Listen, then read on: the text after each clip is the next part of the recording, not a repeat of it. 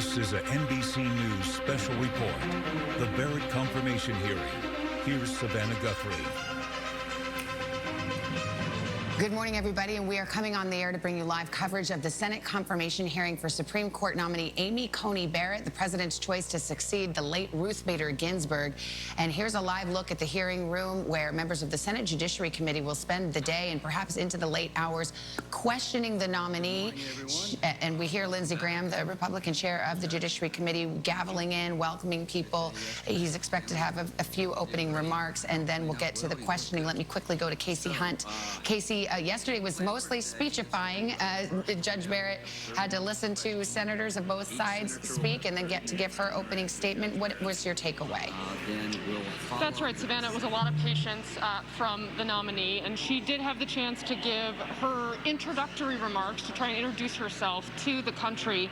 And this today going to be likely the most trying test of what's been her high-profile legal career already. She will face down questions from members of the committee. Now, what we saw yesterday was largely scripted, largely as expected. You had Democrats unified in their messaging, mostly around health care and raising concerns about how Judge Barrett might vote on cases related to the Affordable Care Act, Obamacare, which of course are set for the week after the election.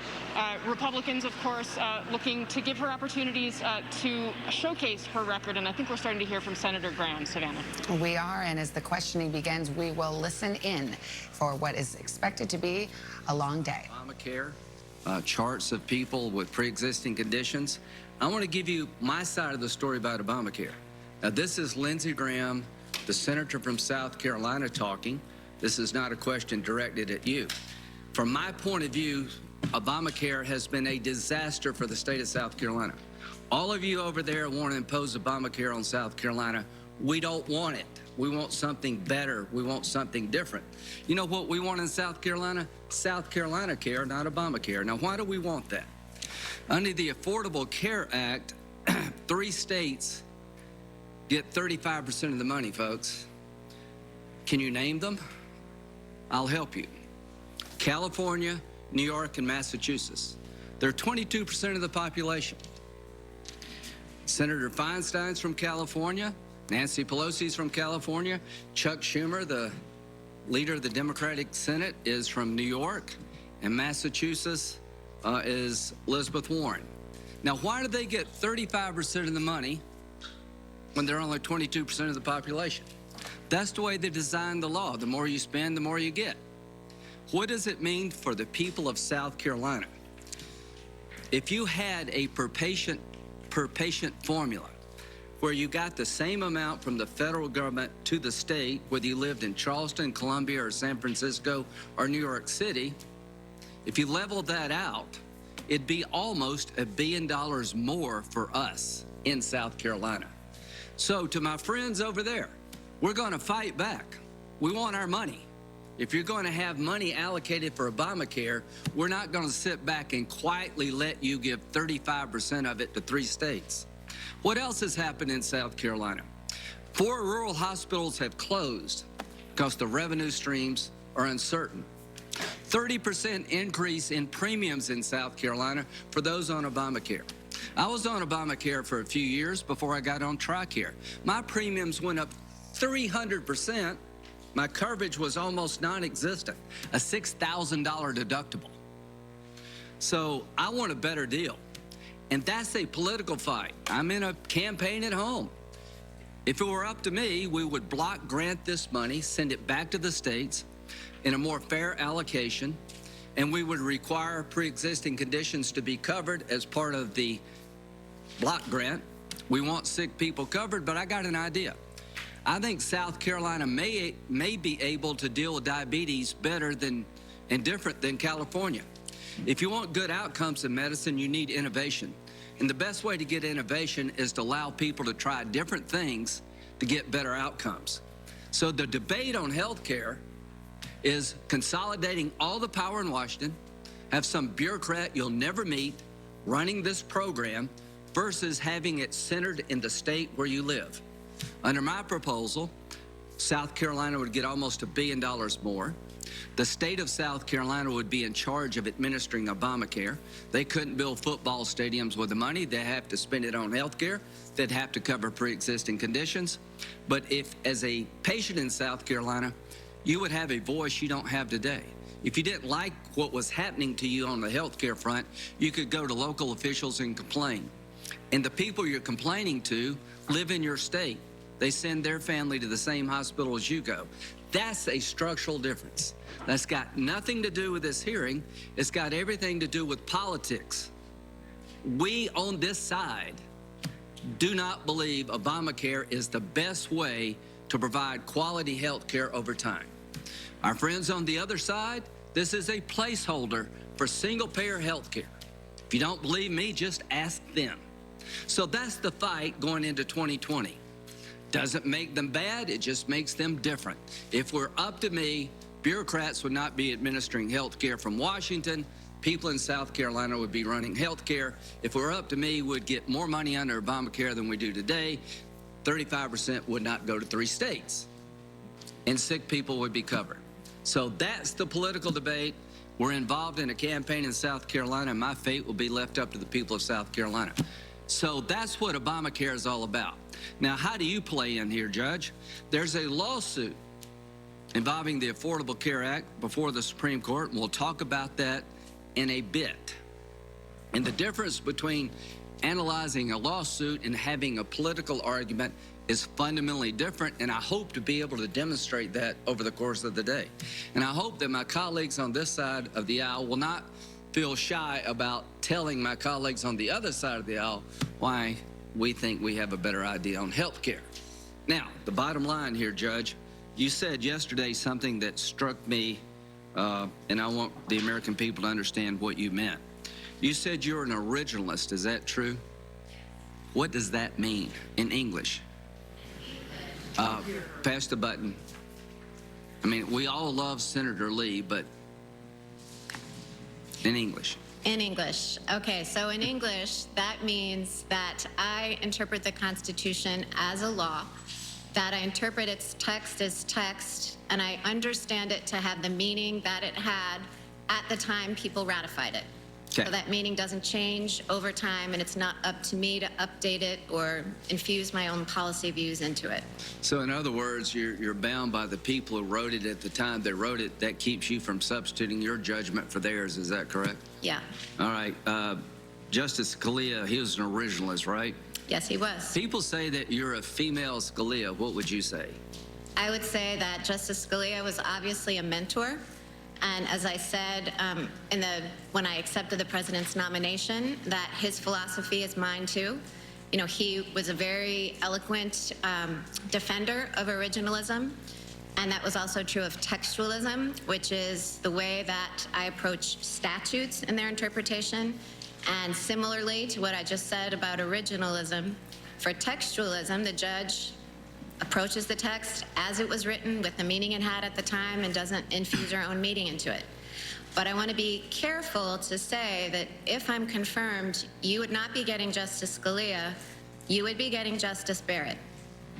And that's so because originalists don't always agree, and neither do textualists. Justices Scalia and Thomas disagreed often enough that my friend Judge Amul Thapar teaches a class called Scalia versus Thomas. You know, it's not a mechanical exercise. Well, I'll wait till the movie comes out. The bottom line for me is there is a narrative building in this country, and again, you can stand down. This is just me speaking for me. Justice Ginsburg was an iconic figure in American history, just not the law. She was a trailblazer. She fought for better conditions for women throughout society. She was unashamedly progressive in her personal thought. She was devout to her faith. She worked for the ACLU. She was proudly pro-choice personally.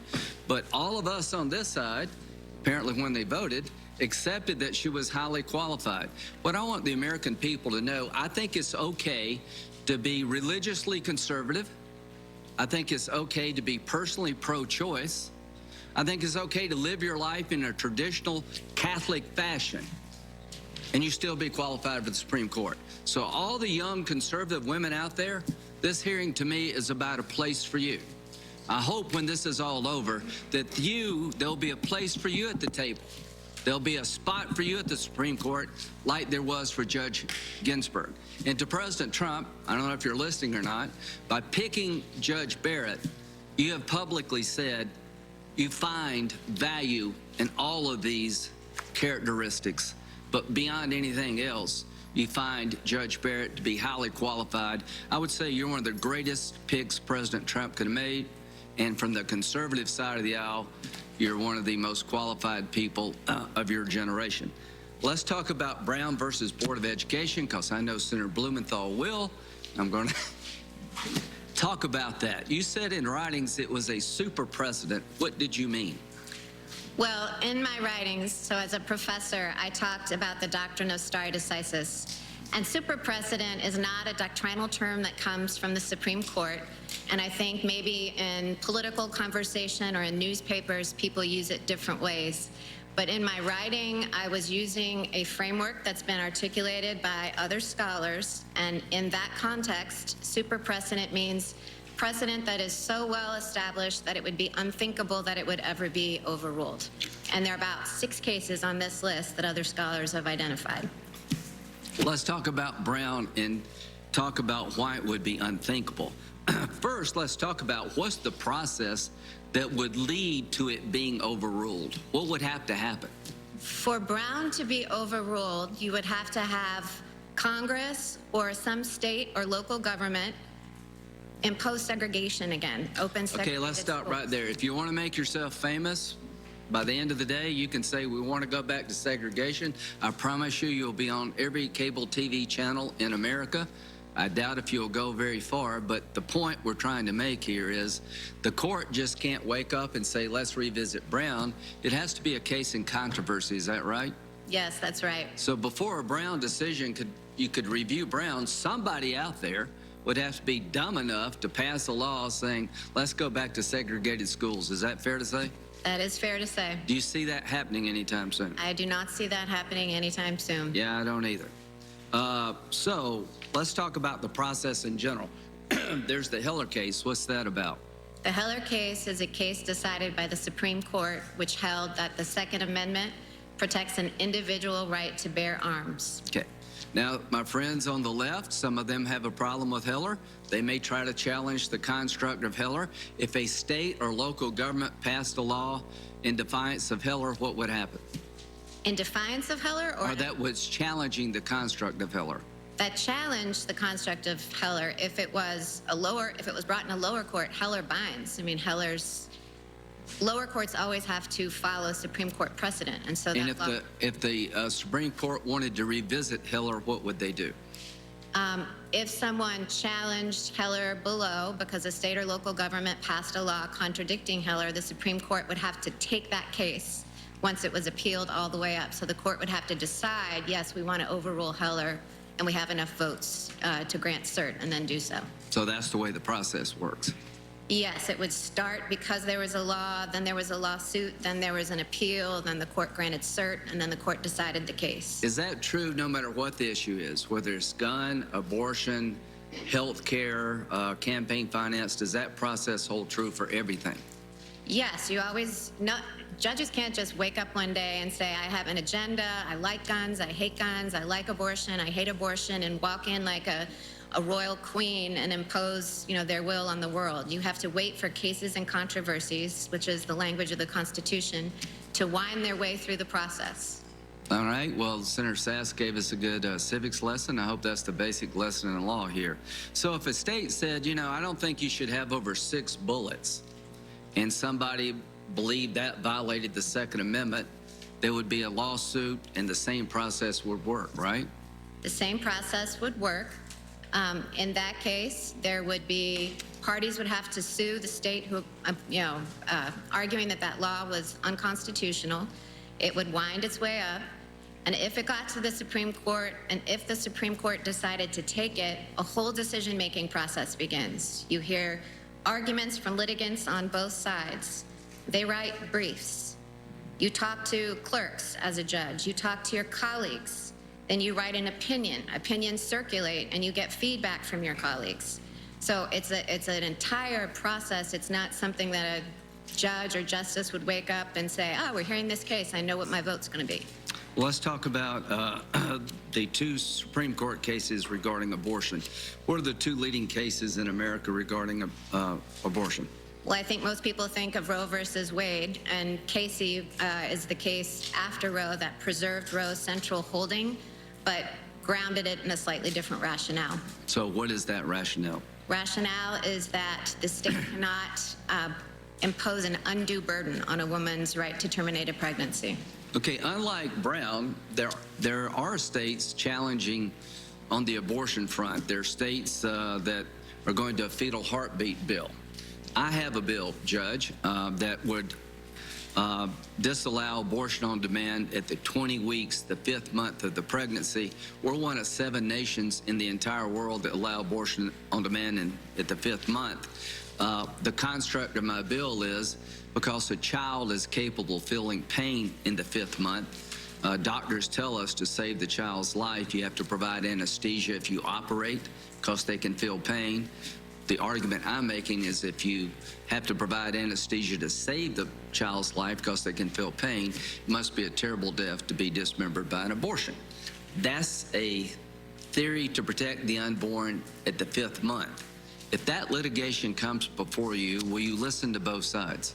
Of course, I'll do that in every case. So I think 14 states have already passed a version of what I've just described. So there really is a debate in America still, unlike Brown versus Board of Education, about the rights of the unborn. That's just one example. So if there's a challenge coming from a state, if a state passes a law and it goes into court where people say this violates Casey, how do you decide that? Well, it would begin in a district court and a trial court. You know, the trial court would make a record. You know, the parties would litigate and fully develop that record in the trial court. Then it would go up to a court of appeals that would review that record looking for error. And then again, it would be the same process. Someone would have to seek certiorari at the Supreme Court. The Supreme Court would have to grant it. And then at that point, it would be the full judicial process. It would be briefs, oral argument, conversations with law clerks in chambers, consultation with colleagues, writing an opinion, really digging down into it. It's not just a vote. You all do that. You all have a policy and you cast a vote. The judicial process is different. Okay, so when it comes to your personal views about this topic, do you own a gun? We do own a gun. Okay. All right. Do you think you could fairly decide a case even though you own a gun? Yes. All right. You're Catholic. I am. I think we've established that. The tenets of your faith mean a lot to you personally, is that correct? That is true. You've chosen to raise your family in the Catholic faith, is that correct? That's true. Can you set aside whatever Catholic beliefs you have regarding any issue before you? I can. I have done that in my time on the 7th Circuit. If I stay on the 7th Circuit, I'll continue to do that. If I'm confirmed to the Supreme Court, I will do that still. I would dare say that there are personal views on the Supreme Court, and nobody questions whether our liberal friends can set aside their beliefs. There's no reason to question yours, in my view. So the bottom line here is that there's a process. You fill in the blanks, whether it's about guns in Heller, abortion rights. Let's go to Citizens United. To my good friend, Senator Whitehouse, me and you are going to come closer and closer about regulating money, because I don't know what's going on out there, but I can tell you there's a lot of money being raised in this campaign. I'd like to know where the hell some of it's coming from. But that's not your problem. Citizens United says what? Citizen United extends the protection of the First Amendment to corporations who are engaged in political speech. So if Congress wanted to revisit that and somebody challenged it under Citizens United that Congress went too far, what would you do? How would the process work? Well, it would be the same process I've been describing. First, somebody would have to challenge that law in a case, somebody presumably who wanted to spend the money in a political campaign. It would wind its way up, and, you know, judges would decide it after briefs and oral argument and consultation with colleagues and the process of opinion writing. Okay. Same-sex marriage. What's the case that established same-sex marriage as the law of the land? Obergefell. Okay. If there was a state who tried to outlaw same-sex marriage and there's litigation, would it follow the same process? Well, it would, and one thing I've neglected to say before that's occurring to me now is that not only would someone have to challenge that statute, and somebody, so if they outlawed same-sex marriage, there'd have to be a case challenging it, and for the Supreme Court to take it up, you'd have to have lower courts going along and saying we're going to flout Obergefell. And the most likely result would be that lower courts, who are bound by Obergefell, would shut such a lawsuit down and it wouldn't make its way up to the Supreme Court. But if it did, it would be the same process I've described. Well, let's turn now to Senator Hawley's favorite topic, substantive due process. As a legal theory, what am I talking about? Can you explain it for the country? Because if you can't, we're in trouble. I think I'll have a hard time doing it. So both the 14th and 5th Amendments protect life or provide that the state cannot take life, liberty, or property without due process of law. And that sounds like a procedural guarantee, but in Supreme Court precedent, it has a substantive component. And so the substantive due process clause says that there are some liberties, some rights that people possess that the state can't take away or can't take away without a really good reason. So the right to use birth control, the right to no abortion are examples of rights protected by substantive due process. These are judicially created rights not found in the document called the Constitution. Is that correct? Well, the Supreme Court has grounded them in the Constitution, although but they're not written. They're not expressed. Okay. So is it fair to say there's a great debate in the law about how far this should go and what limits should apply, if any? That's fair to say. There's also a lot of debate in Supreme Court opinions. I'm not aware of anybody proposing to throw it over entirely, but there's certainly a debate about how to define these rights and how far it should go. Well, let's just say that you're in the camp, or anybody's in the camp, that substantive due process as a legal concept is unbounded. It basically makes the Constitution no more certain than the 5 people interpreting it at any given time in the country. Whatever rights they think you have, you get. Whatever rights they want to take away from you, they can. It's a pretty nebulous legal concept. That's sort of my view of it. I'm not imposing my views on yours. But then there's a thing called precedent. Let's say you didn't like a case decided under substantive due process. You thought the whole concept was constitutionally in error. How does precedent play? So precedent is the principle that cases that have been decided by the court before this one lands on the docket are presumptively controlling. And so, precedent comes from a concept called stare decisis, which is a shorthand for a longer Latin phrase that means stand by the thing decided and do not disturb the calm. So precedent is a principle that you're not going to overrule something without good reason or roil up the law without justification for doing so. So you could say the underlying analysis that led to any case, just case X, I reject that analysis, but I will now apply precedent to whether or not it should be reversed. Is that what you're telling us? That is, because precedent is... What are the factors would a judge look at in terms of overruling a precedent? Well, of course, the inquiry begins because there's been some argument that the precedent was wrong, but that's not enough to justify an overruling. You also consider... You could say structurally this case should, constitutionally it was wrongly decided, but that doesn't end the debate. Is that correct? No, that's right. You have to look at reliance interest. You have to look whether the law or the facts... Let's stop right quick. Reliance interest by who? Reliance interest by those who have relied on the precedent. So the people of the United States. People of the United States who've ordered their affairs around it. So the Heller case, people have relied upon the Second Amendment being an individual right. Is that correct? Precedent, yeah, presumably so. People have... Well, abortion would be the right to have abortion.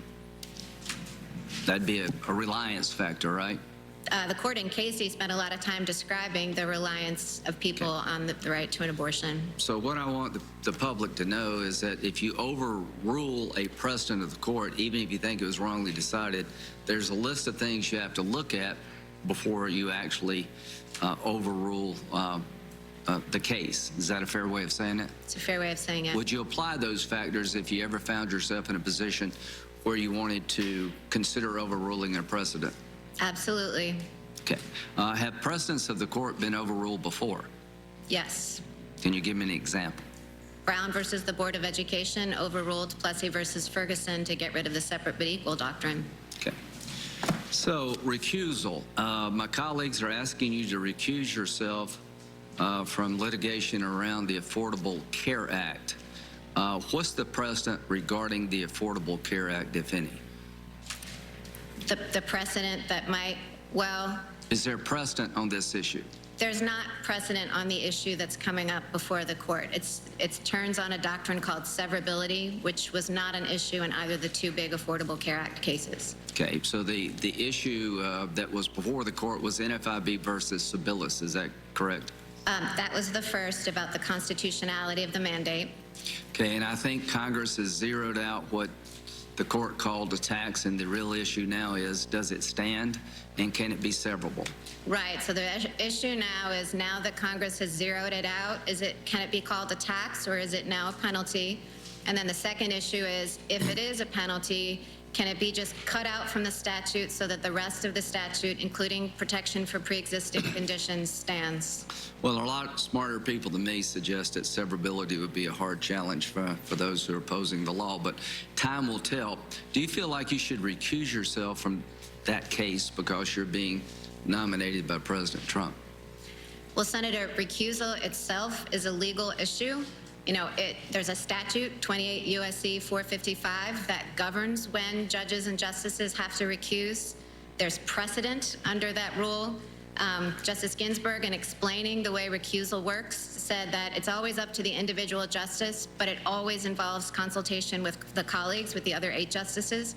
So that's not a question that I could answer in the abstract. So if you're appointed by Obama, that's no reason to recuse yourself in a case involving Obama policy, is that correct? Well, that would be a decision for each justice to make. But if a justice had a conflict with a particular policy issue, they helped draft it, that would be a consideration. Is that correct? That would be a consideration. Okay. So when it comes to recusing yourself, you'll do what the Supreme Court requires of every justice. I will. Okay. Thank you very much. How does it feel to be nominated for the Supreme Court of the United States?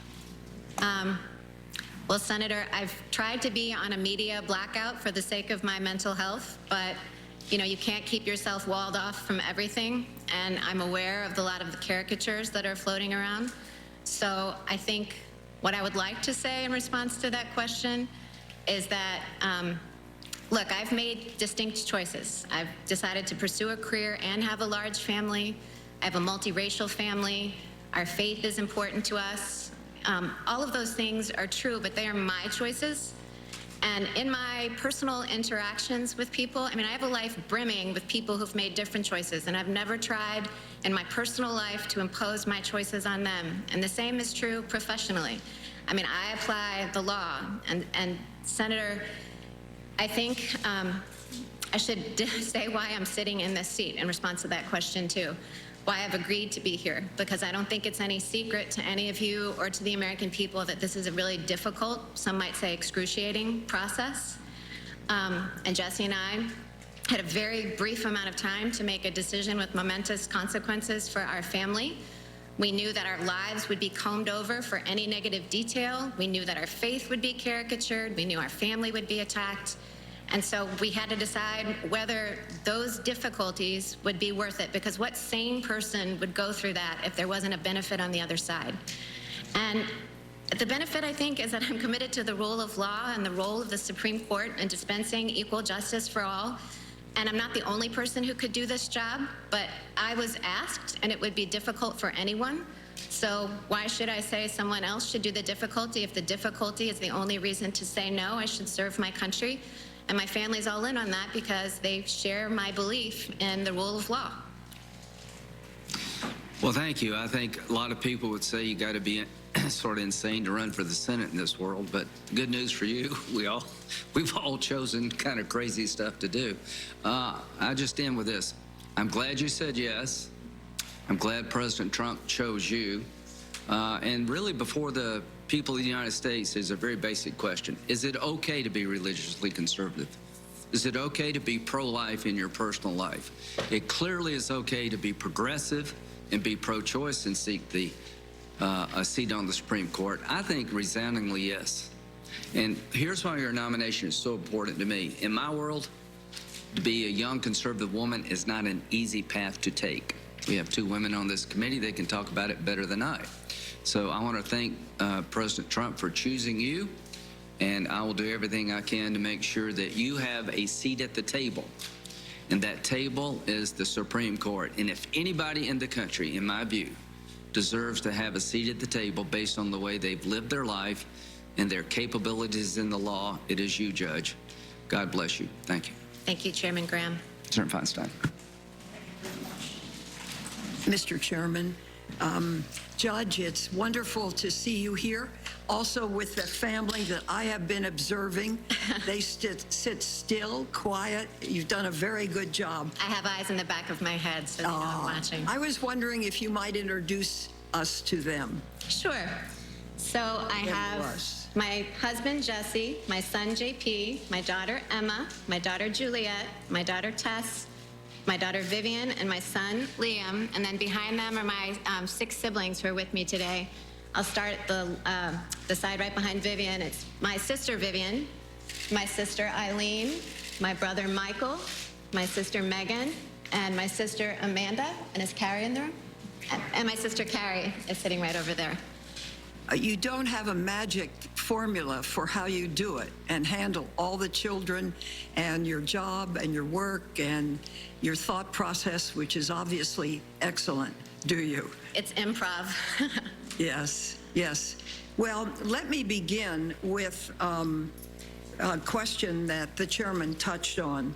And it's of great importance, I think, because it goes to a woman's fundamental right to make the most personal decisions about their own body. And as a college student in the 1950s, I saw what happened to young women who became pregnant at a time when abortion was not legal in this country. I went to Stanford. I saw the trips to Mexico. I saw young women try to hurt themselves, and it was really deeply, deeply concerning. During her confirmation hearing before this committee in 1993, Ruth Bader Ginsburg was asked several questions about her views on whether the Constitution protects a woman's right to abortion. She unequivocally confirmed her view that the Constitution protects a woman's right to abortion. And she explained it like this, and I quote, "The decision whether or not to bear a child is central to a woman's life, to her well-being and dignity. It's a decision she must make for herself. When government controls that decision for her, she is being treated as less than a fully adult human, responsible for her own choice," end quote. At one point, our former colleague, Orrin Hatch, then the ranking member of this committee, commended her for her being, quote, "very forthright in talking about that," end quote. So I hope, and you have been thus far, be equally forthright with your answers. In Planned Parenthood of Southeastern Pennsylvania versus Casey, Justice Scalia, as was said earlier, joined the dissent, which took the position, and I quote, "We believe that Roe was wrongly decided and that it can and should be overruled, consistent with our traditional approach to stare decisis in constitutional cases." Do you agree with Justice Scalia's view that Roe was wrongly decided? So, Senator, I do want to be forthright and answer every question so far as I can. I think on that question, I'm going to invoke Justice Kagan's description, which I think is perfectly put. When she was in her confirmation hearing, she said that she was not going to grade precedent or give it a thumbs up or a thumbs down. And I think in an area where precedent continues to be pressed and litigated, as is true of Casey, it would be particularly, it would actually be wrong and a violation of the canons for me to do that as a sitting judge. So if I express a view on a precedent one way or another, whether I say I love it or I hate it, it signals to litigants that I might tilt one way or another in a pending case. So on something that is really a major cause with major effect on over half of the population of this country, who are women, after all, it's distressing not to get a straight answer. So let me try again. Do you agree with Justice Scalia's view that Roe was wrongly decided? Senator, I completely understand why you are asking the question, but again, I can't pre-commit or say, yes, I'm going in with some agenda, because I'm not. I don't have any agenda. I have no agenda to try to overrule Casey. I have an agenda to stick to the rule of law and decide cases as they come. Well, as a person, I don't know if you'll answer this one either. Do you agree with Justice Scalia's view that Roe can and should be overturned by the Supreme Court? Well, I think my answer is the same, because, that's a case that's litigated. It could, its contours could come up again. In fact, do come up. They came up last term before the court.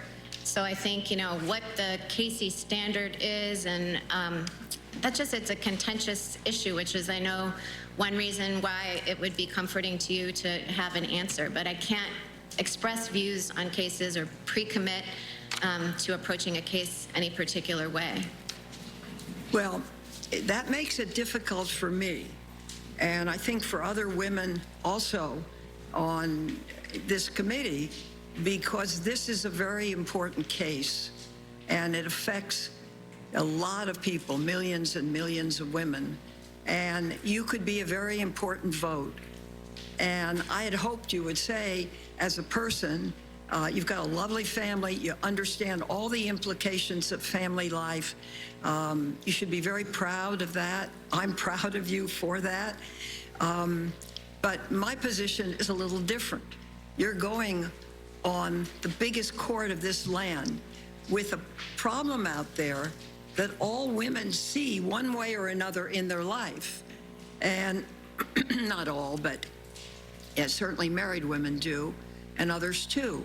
And so the question comes, what happens?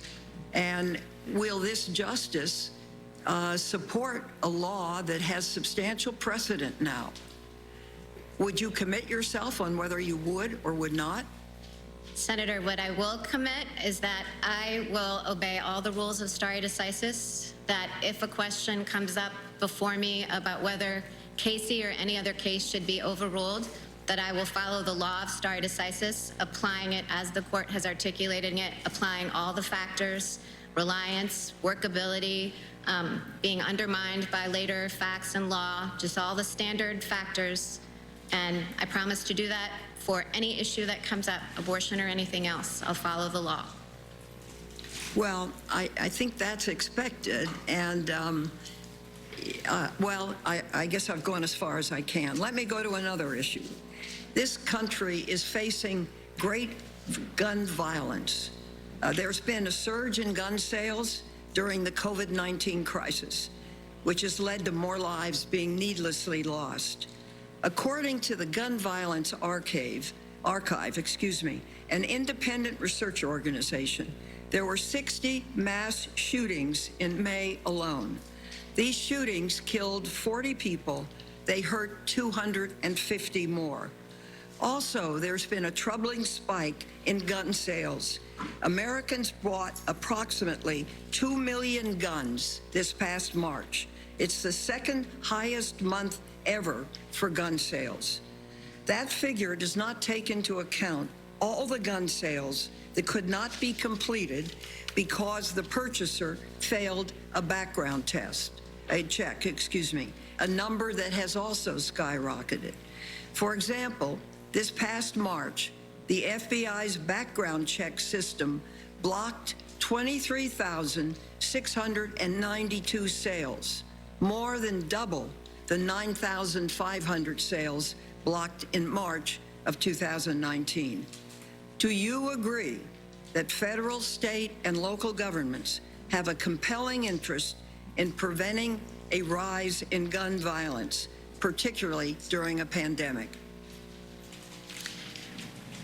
Well, Senator, of course, the constitutionality of any particular measure that was passed by state or local governments or by this body would be subject to the same judicial process that I described with Senator Graham. What I will say, because this is just descriptive of Heller leaves room for gun regulations.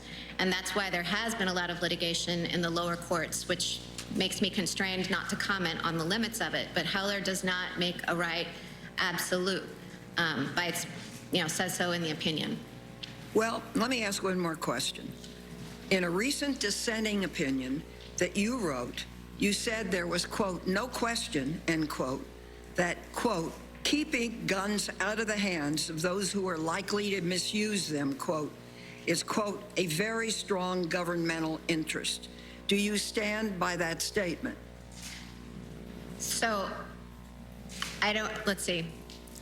I can't remember precisely the words of Cantor, which is the case in which I dissented, which That's correct, Cantor v. Barr. Cantor v. Barr.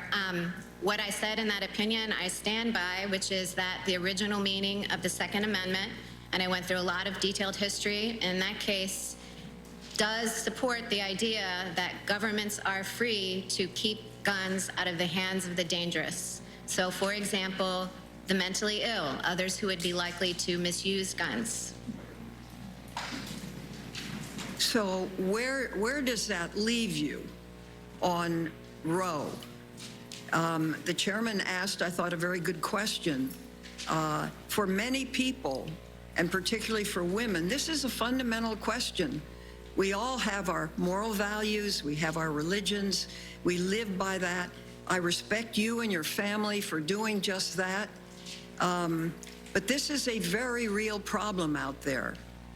And if you could be more specific in any way with respect how you would view your place on the court with respect to controlling weapons in this country. I think what I can say is that my opinion in Cantor shows how I approach questions as a matter of judicial philosophy. I mean, I spent a lot of time in that opinion looking at the history of the Second Amendment and looking at the Supreme Court's cases. And so the way in which I would approach the review of gun regulation is in that same way, to look very carefully at the text, to look carefully at what the original meaning was. That was the method that both the majority and dissent in Heller took. So I promised that I would come to that with an open mind, applying the law as I could best determine it. Okay, let me move on. One of my constituents, Christina Garcia, was able to obtain insurance coverage and have surgery that saved her eyesight only before the Affordable Care Act. Her experience is not unique. Senator Tammy Baldwin has a constituent, Jimmy Anderson, in her home state of Wisconsin, and she asked that this story be shared. Jimmy is a 34-year-old and member of the Wisconsin State Legislature. In 2010, a drunk driver hit the family's car as they were returning home from celebrating Jimmy's 24th birthday. Jimmy's mother, father, and little brother were killed in the accident. Jimmy was paralyzed from the waist down. His medical recovery was intense. As Jimmy has said, quote, doctors managed to patch me up with dozens of stitches and multiple surgeries and about a pound of steel on my spine, end quote. But soon after, his insurance company told him he was nearing his lifetime maximums and he would have to pay for the rest of his health care expenses. As Jimmy explains, quote, with hundreds of thousands of dollars still left to go, I don't know what I was going to do. I was scared. I was terrified. I was just a student. I didn't have that kind of money. Fortunately, a few days later, the insurance company sent him another letter. This one informed him that the provisions of the ACA had kicked in, which meant there were no longer lifetime maximums and his care would be covered. In Jimmy's own words, I was able to put my life back together, and I credit the Affordable Care Act for that. Judge Barrett, how should the loss of ACA's protection against lifetime coverage caps that can be used to end coverage for life-saving care, factor into a court's consideration of the validity of the ACA? Senator, so far as I know, the case next week doesn't present that issue. It's not a challenge to pre-existing conditions coverage or to the lifetime maximum, relief from a cap. Well, what is your view Of how it should factor in? Let's see. I think that any issue that would arise under the Affordable Care Act or any other statute should be determined by the law, by looking at the text of the statute, by looking at precedent, the same way that it would for anyone. And if there were policy differences or policy consequences, those are for this body. For the court, it's really a question of adhering to the law and going where the law leads and leaving the policy decisions up to you. For me, my vote depends a lot on these responses because these are life or death questions for people. It's my understanding that you were critical of Justice Roberts for upholding the ACA, stating that he, quote, pushed the Affordable Care Act beyond its plausible meaning to save the statute, end quote. And in what way did the Chief Justice go beyond the ACA's plausible meaning? So I've written about this, and that description is consistent with the way the Chief Justice described in his own majority. That was King versus Burwell, where the court had to decide whether the phrase established by a state also included exchanges that were established by the federal government.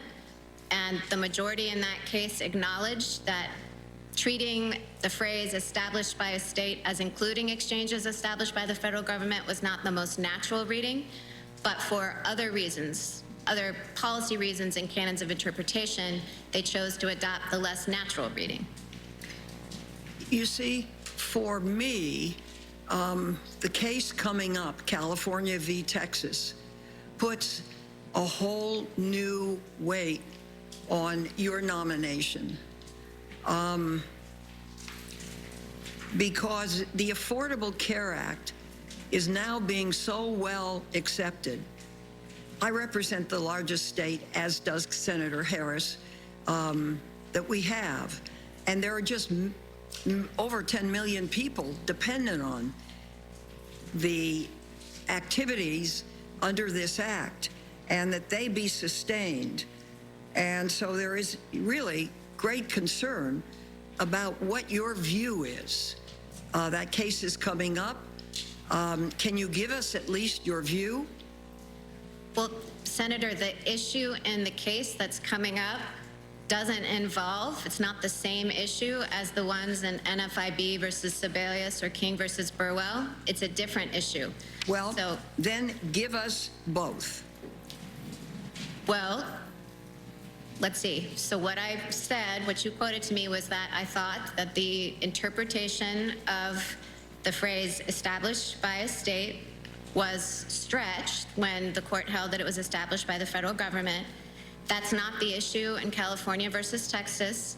The issue in California versus Texas is whether now that Congress has just completely, zeroed out the mandate, whether it's still a tax or a penalty, and even if so, is it constitutional? And then even so, is that fatal to the statute? There's a doctrine called severability, which sounds like legalese, but what it means is it okay with the statute? Could you just pluck that part out and let the rest of the statute stand? Or is that provision, which has been zeroed out, so critical to the statute that the whole statute falls? So really the issue in the case is this doctrine of severability, and that's not something that I've ever talked about with respect to the Affordable Care Act. Honestly, I haven't written anything about severability that I know of at all.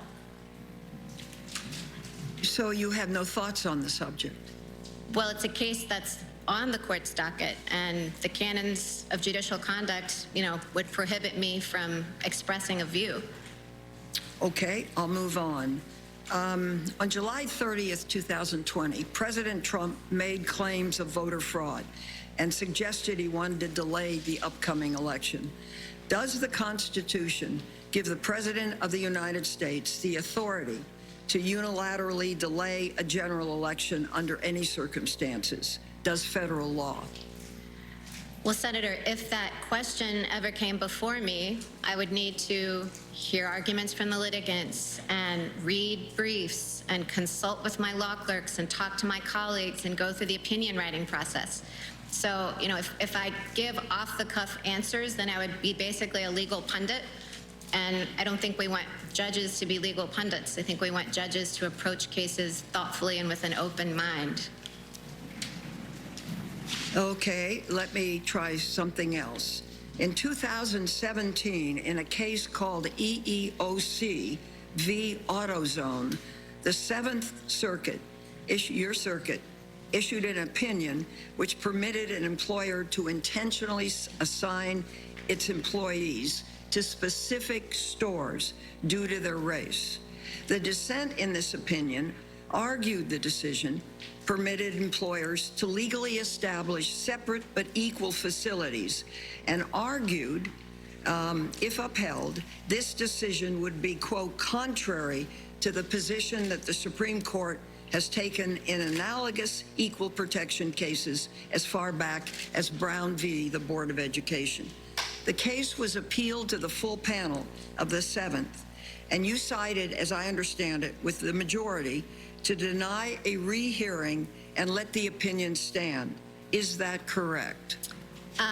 That is correct, and I think I need to give a little context for what it means to vote to deny, to rehear something en banc.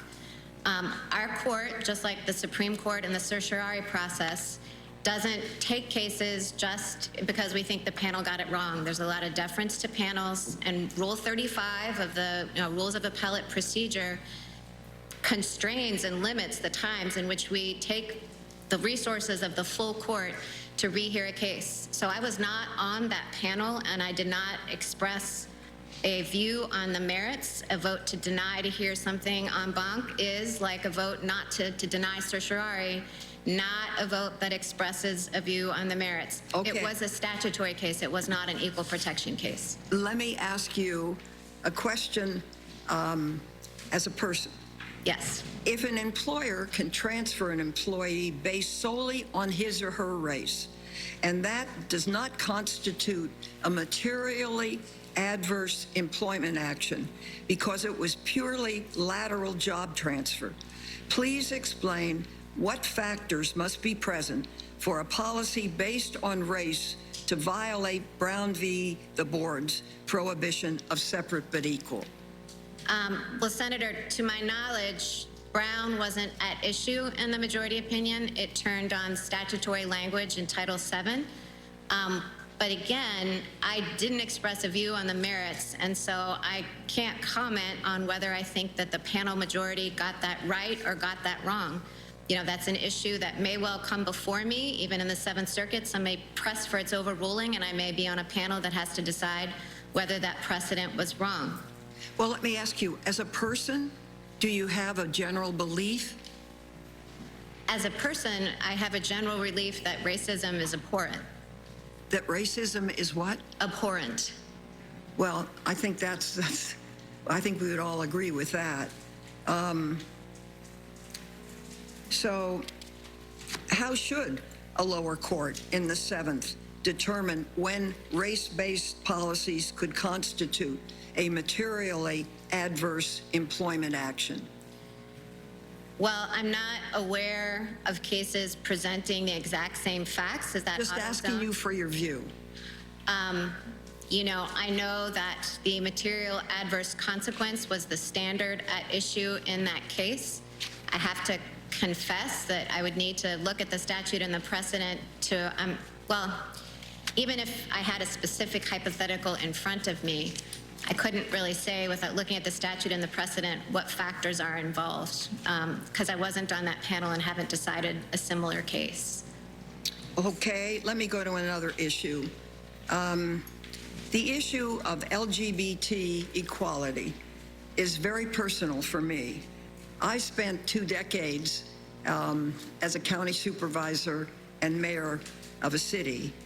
I watched firsthand as the LGBT community fought for legal recognition of their lives, their relationships, their personal dignity. I was there before the law, so I saw in San Francisco what was happening. I want to speak briefly about one couple, Del Martin and Phyllis Lyon, who I met in the 1970s. They were vibrant members of San Francisco's community. I was president of the Board of Supervisors. They worked with me to pass a citywide ordinance in 1978 that provided critical protection against discrimination in employment, housing, and public accommodations. At that time, this was one of the strongest protections for the gay community in the entire nation. We've come a long way since then, and I think we should never go back. In June of 2008, 58 years after they met, my 2 friends were finally able to marry when the California Supreme Court ruled that same-sex couples cannot be denied the fundamental right to marry. Del died 2 months later. Because of the Federal Defense of Marriage Act, DOMA, Phyllis was denied Social Security survivor benefits, even though her spouse had paid into this basic safety net for her entire working life. Phil had to rely on the help of friends and fellow activists. In 2013, as you probably know, because you know so much about this, U.S. v. Windsor, the Supreme Court struck DOMA down. 2 years later, in Obergefell v. Hodges, the Supreme Court recognized that the fundamental right to marry could not be denied to LGBT Americans.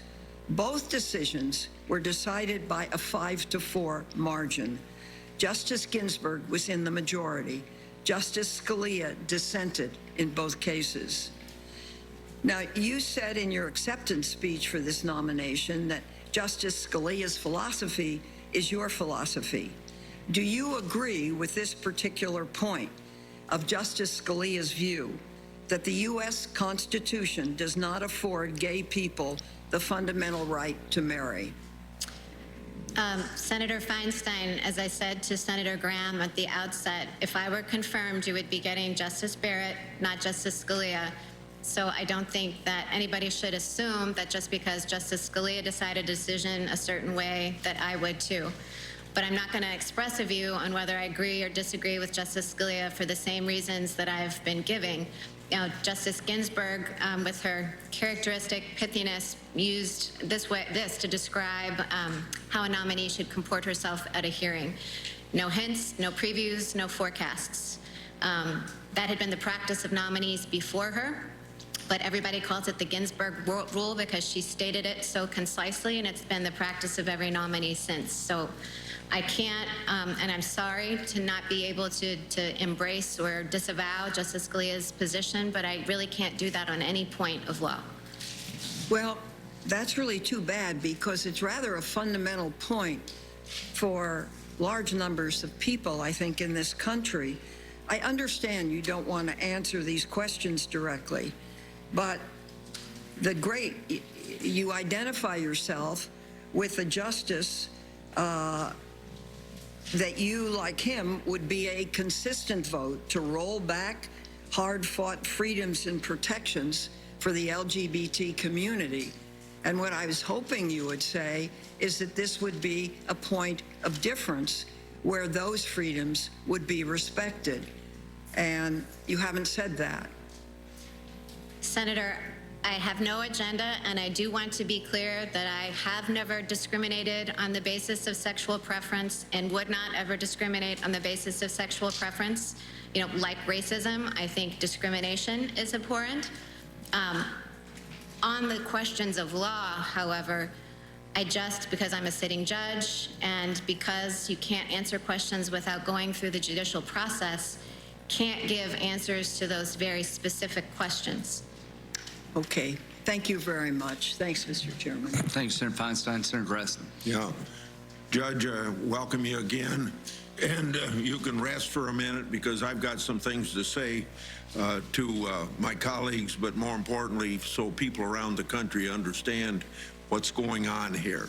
First of all, for your family and friends, I'm sure they're very proud. Good morning, everybody. Savannah Guthrie along with Lester Holt here, and we've been watching this morning the first rounds of questioning for Supreme Court nominee Amy Coney Barrett on Capitol Hill in Washington, 10 a.m. in the East Coast, 7 a.m. out west. And Lester, as I turn it over to you, we've already seen some of the fault lines that will undergird this whole confirmation process. Senator Lindsey Graham, the chairman, the Republican, starting off the questioning, talking to Judge Barrett about abortion, about health care, about some of those hot-button issues we always see in this context. And, of course, we've just had the questioning of Senator Feinstein, the Democrat from California. And the judge is giving the answers we anticipated, that she may have to rule on these things, that she is prohibited by judicial rules. So, yeah, you saw, I think, Senator Feinstein kind of pushing around the edges of the topics. We're going to hear a lot more from Democrats. And certainly, Republicans will be putting up a strong defense of her for her competence and her qualifications. We call that the judicial fifth. It's sort of like saying, I can't say what I would rule because this might become before my court, so it's a way to dodge the question, really. Let's go to Neil Katyal, who is the acting Solicitor General under President Obama and NBC News legal analyst, and there's been a lot of talk about precedent, about super precedent, about the concept of stare decisis, which is the Latin way of saying precedent, Professor Katyal, as you well know. But all of this, of course, is important here because the question is whether or not this is a justice who is willing to overturn some of the court's key precedents, whether it's Roe v. Wade or others that have been named, such as Citizens United, and that's really where the subject has gone this morning so far. Exactly. So that's what the debate has been so far. I expect it to get a lot more heated. I think right now it's been pretty sedate. But, the reason this is so important, this confirmation hearing, is it's very unlike any other in the last quarter century. In the past ones, we had Republican-nominated justices replacing Republican-nominated justices like Gorsuch for Scalia, something that I supported, or Justice Kavanaugh for Kennedy, which moved the court to the right, but not dramatically. Here you've got the gravitational opposite. This is, Amy Coney Barrett for Ruth Bader Ginsburg, and that's why this precedent question, Savannah, that you're raising here is so important. People want to know: are you going to follow this, or are you going to fundamentally change what the Supreme Court is all about? First of all, thanks to the two lawyers for defining that term for me. I appreciate it. Let me go to Casey Hunt right now, who covers Capitol Hill for us. Casey, we heard a tone certainly from Senator Feinstein of being very, very cordial, direct, kind of gently hitting these issues. Has there been kind of an agreement among Democrats as to how they will handle her, knowing that she will demur on most questions regarding how she might come down on a particular subject? Well, Lester, I actually agree with Neil, and I think you're going to see some sharper questioning of Amy Coney Barrett as we go through the day, as the different senators put their different styles of questioning on display. I'm particularly looking to Amy Klobuchar, for example, who had a fiery opening statement yesterday, and some other Democrats. But I think what you saw there from Senator Feinstein was trying to very carefully and politely point out all of the ways in which it seems contradictory to have a judge who on the one hand says, I would follow the judicial philosophy of this person, in this case, former Justice Scalia, but that I won't speak specifically about those points. So I think you saw Feinstein use kind of that careful strategy there. And stepping back a little bit too, Lester, Senator Graham at the top of the hearing, it was very interesting to me that he was focused on health care, on the Affordable Care Act, and on essentially outlining all of the reasons why perhaps it would not be in jeopardy if, in fact, Amy Coney Barrett were to be seated on the bench. That seemed like a strategic move to me, and it sent me the message that perhaps the Democratic messaging focusing on health care is breaking through. And you have to remember that Senator Graham, and he acknowledged this, is up himself for re-election. He's fighting the toughest race of his political career, and that's largely due to President Trump's unpopularity, but also health care is a question that is at the forefront of voters' minds. We know that from so much polling, and it helps explain why Democrats are doing what they're doing. So while her confirmation does, and Lindsey Graham said this yesterday, is likely a foregone conclusion, she is likely to end up on the bench. It's hard to see how that doesn't happen at this point. There still is a national election overshadowing all of this, and that is what we are seeing play out in this particular venue of political theater that this hearing represents at this point, Lester. And we also saw, Lester, watching the opening statements, how Democrats on the committee have been yielding and wielding health care as a real bludgeon, even showing people's pictures and telling the judge these are the individuals whose lives will be changed by any decision you render here. As I turn to our justice correspondent, Pete Williams, I mean, a very interesting moment happened where the judge was asked if she felt she would need to recuse herself from the healthcare case that is coming before the court for oral argument on November 10th, 1 week after the election. And I guess I would say it was a dodge. She didn't say she would. She didn't say she wouldn't. She said she would proceed under the ordinary analysis that any judge or justice takes on when considering whether to recuse him or herself. She mentioned a federal statute, but you know, the Supreme Court justices are really on their own. And the reason is, in the lower courts, you have pretty strict rules on recusal, because if a judge takes herself or himself off a case, you get another judge. There are no spare Supreme Court justices, so the recusal issues are pretty different, especially when it comes to a president. And just because she expressed an opinion about the law that the Supreme Court decided in 2012 doesn't mean that she has a view on what she said rightly is the big issue in the case that will come up the week after the election, which is, can you pull out part of the Affordable Care Act if it's a bad law, and does the rest of it stand? You know, we've talked a lot about Ruth Bader Ginsburg's legacy, and one of them is that every Supreme Court justice who's come since then has read Justice Ginsburg's transcripts of her confirmation hearing on how you dodge questions about how you'll decide cases, and she certainly studied it well. She also quoted Elena Kagan as saying no thumbs up or thumbs down. So she's being very cautious. And I must say, Savannah, I thought a little overcautious when she was asked whether a president has the right to delay an election. I think the answer to that is pretty clear. But she said, you know, if that question came before me, I'd have to study it. I thought that was maybe a little overcautious. Okay, well, we'll continue to watch here, Pete, along with you and our experts. This hearing is underway. It's expected to be a long one. Lester, you'll be here for the duration. It concludes our coverage for the moment. For most of you, we're going to welcome you back to today, and the rest can watch continuing coverage of today's hearing on NBC News Now. And as Savannah noted, full details this evening on NBC Nightly News. For Savannah and the rest of our team at NBC News, I'm Lester Holt in New York. Good day, everyone. Almost 10:08 this morning.